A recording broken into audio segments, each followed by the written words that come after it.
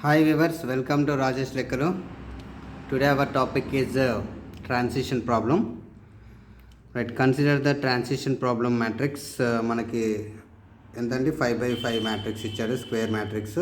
Okay, ఈ some చేస్తే ఆటోమేటిక్గా మనకి 1 వస్తాయి. రోస్ ఈ రో ఈచ్ ఎలిమెంట్ సమ్ చేసామనుకోండి 1 వస్తుంది.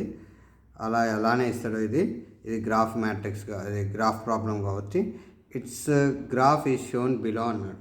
అంటే ఏంటంటే మనకి ఎటు నుంచి ఎటు డైరెక్షన్ వెళ్తుంది అన్నది క్లియర్గా చూడండి ఒకసారి.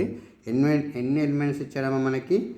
E1. ఫస్ట్గా E1 తీసుకోండి. ఇక్కడ E1, E1 నుంచి E1కి పోయింది. ఇక్కడ చూడండి, E1 నుండి E1కి పోయింది. ఇటు నుంచి ఇటు చూడాలి. అంటే దీనికే లూప్ కాబట్టి డైరెక్షన్ పెట్టాలి. నెక్స్ట్ E2 నుండి E1 పోయింది. E2 నుండి E1 అంటే ఇక్కడ E2 తీసుకోండి. E2 నుంచి E1, దీన్ని ఎంత 1/3. E2 నుంచి. ఓకే, మన ఏమన్నా E2 నుంచి దేనికి? E3కి. E2 నుంచి E3. ఓకేనా? E2 నుంచి E3 ఇటు సైడ్ ఎంత? 2/3. రైట్, చూడండి నేను డయాగ్రామ్ ఎలా వేస్తున్నాను. Right, C. Right, next E3 నుంచి E3 నుంచి E2 ఇటు సైడ్. E3 నుంచి E2 ఎంత? E3 నుంచి E2 1/3.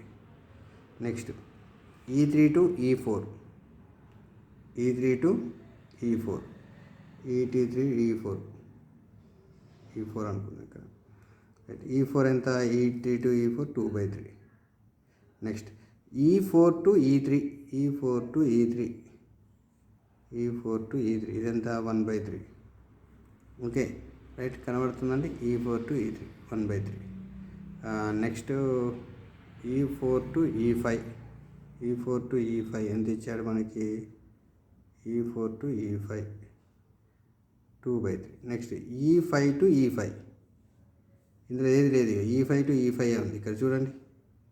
E5 టు E5 దీనికి లూప్, దీన్నే లూప్ అంటాం మనం. ఓకేనండి, ఇంతే గ్రాఫ్. దీంట్లో మీకు ఏం డౌట్ ఉందంటే కామెంట్ రూపంలో తెలియజేయండి అమ్మా.